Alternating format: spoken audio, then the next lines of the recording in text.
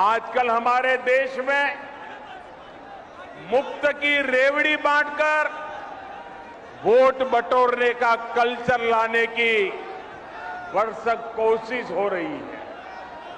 ये रेवड़ी कल्चर देश के विकास के लिए बहुत घातक है।